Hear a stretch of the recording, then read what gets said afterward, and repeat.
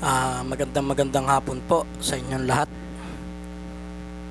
Nandito po kami ngayon sa May Creek, sa tabing ilog, dito po sa kabila ng aming pinagtatrabahuhan.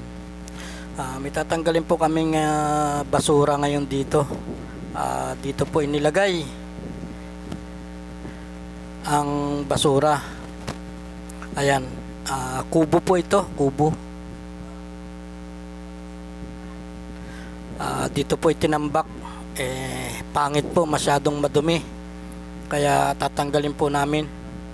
Kailangan pong maging malinis ang ating kapaligiran, kahit hindi po sakop ng ating pinagtatrabahuhan, katabi naman po, kailangan po nating malinisan. Ewan ko po kung sino ang nagtapon niyan dito. Ayan po, hindi po namin alam kung sino ang nagtapon. Siguro gabi to nung itinapon. Ayan, tinambak lang. Tsaka pangit sa laula, may mga dumi pa ng tao. Ayan, kaya tinanggal po namin at pangit tingnan. Ayan, araw po ngayon ng Huwebes, November 21. Ayan, yan po ang pinakakuha namin.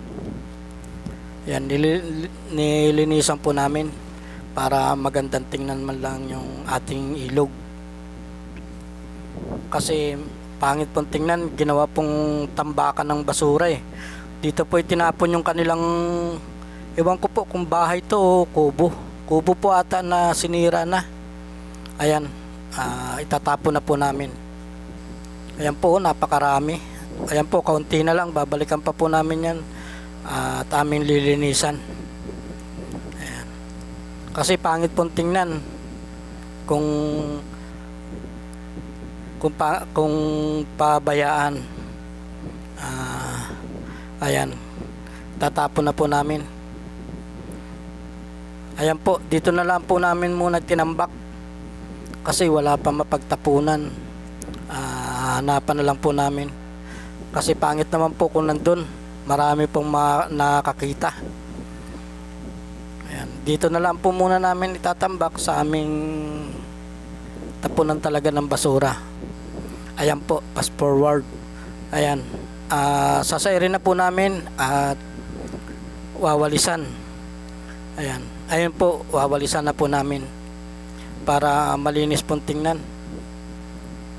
May mga dumi pa po ng tao yan, yung mga siguro inaabot, dyan na lang dumudumi.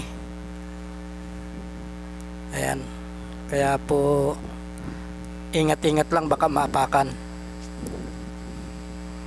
Ayan, lilinisan na po namin yan para kung may mga kumuha po, makikita nila na malinis ang ating kapaligiran. Ayan, kaunti na lang po yan. Ayan, hanggang dito na lang po. Thank you.